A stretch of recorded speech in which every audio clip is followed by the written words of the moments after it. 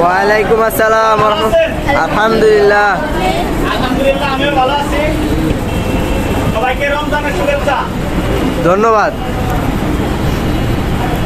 Company তো বলেছে রমজানের ডিউটি, তারপরে আমি সতর্ক করে দিই, বলে দিই রমজানের ডিউটি সকাল 7টা থেকে নামাজের সময় লাঞ্চে আধা ঘন্টা, আর জেনারেল ডিউটি 3:30 পর্যন্ত।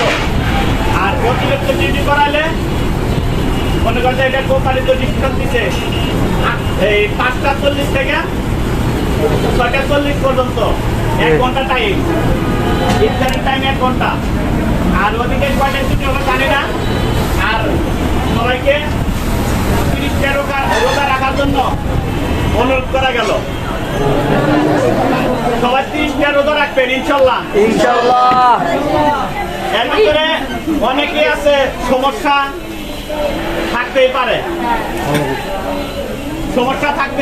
আবার বিপদ যাতে না হয় সেটাই করি।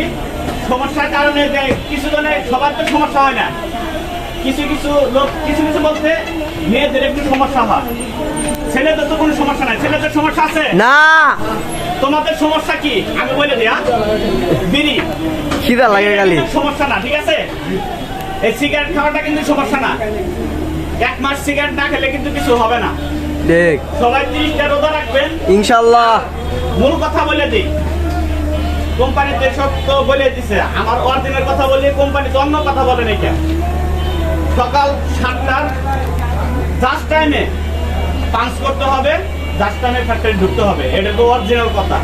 7টায় 100% 7টার আগে ঢোকার চেষ্টা করবেন সবাই, কারণ এই মাসে সবারই লেট হবে। লেট ধরবে কোম্পানি, লেট ধরবে এই মাসে, কারণ লেট মিস দিবে না। যদি 1 মিনিট যদি মনে করে লেট করো, ওই 1 মিনিটের লেট ধরে রাখবো। 2-3 দিন লেট করলে পারে হাজিরা খাই দিব, একদিনে হাজিরা দিয়ে নিয়ে নেবো, ঠিক আছে? কোম্পানি এটাই চায়। তোমরা সবাই 7টার আগে আসার চেষ্টা করবা, আর কেউ লেট করবা না। সবার কাছে বলা হচ্ছে কেউ লেট করবেন না, লেট করে আসবেন না। আর সবাই নামাজ পড়বেন, তারাবি নামাজ পড়বেন। আর সবাই দোয়া করবেন যেন 30টা রোজা রাখতে পারি সবাই, ইনশাআল্লাহ।